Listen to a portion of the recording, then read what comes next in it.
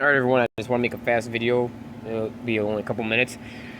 I'm not a Pete SanSHILLi supporter, so please don't sit there and spam my channel saying that I'm a Pete SanSHILLi supporter. I've said from the beginning he's a shill. He says a lot of correct things, but I believe overall he's a shill, and he always will be a shill. And this is actually a really good video though.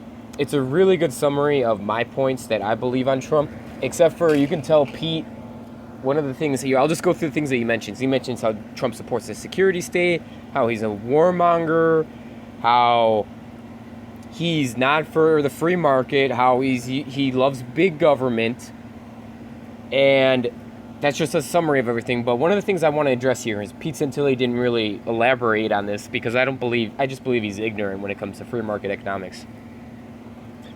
What a tariff will do to our economy is devastating. Right now, we are importing a large portion of our goods, not only our manufactured goods, but the goods that we use to manufacture items are imported as well. For instance, we import rubber from different countries. We import steel from different countries. Why is that? And people will sit there and say, oh yeah, we need to stop that. We need to stop that. First off, it doesn't matter if you import it from a million different countries. Because guess what?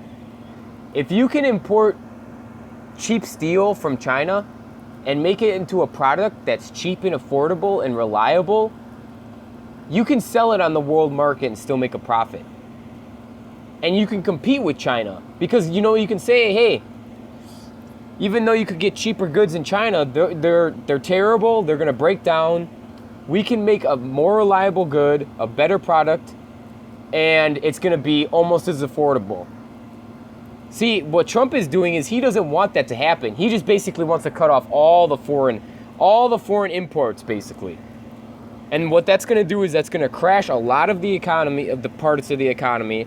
It's going to raise the price for the consumer. The price, you're not even going to see Walmarts anymore. So say goodbye to Walmarts. And I know most of you people are brainwashed to thinking that Walmart's bad, but that's a whole nother subject. I don't want to go on a tangent here, but it's just going to hurt the consumer and all the businesses, because now we're going to have to, the businesses are going to have to lay off a lot of employees because everything's going to cost that much more to manufacture things, because they're not going to be able to buy the cheap steel from places. They're not going to be able to buy the cheap rubber.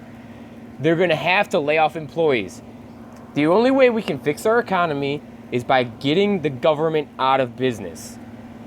That's the way that China competes with everybody else, because they have a limited government intervention now in their corporations.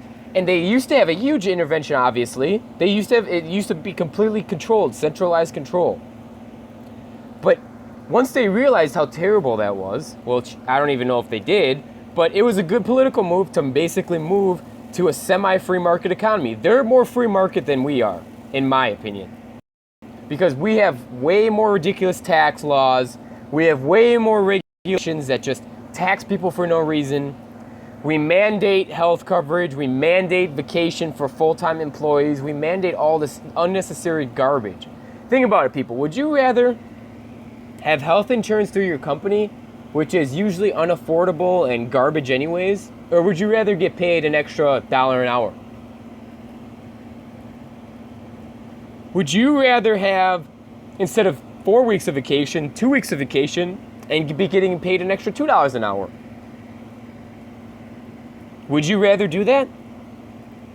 I guarantee you a lot of you would say that. You'd be like, yes, I will do that in a heartbeat. But they don't even give you that option. The government mandates this. And that's why our businesses are failing. And if you don't believe me, look into free market economics.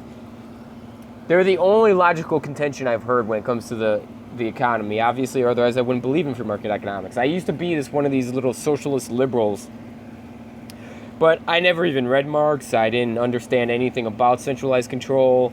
I didn't understand anything about the free market. I just watched all these propaganda films that were on Hulu and Netflix, and obviously Hulu and Netflix are pro-socialist, they're pro-communist, overwhelmingly so.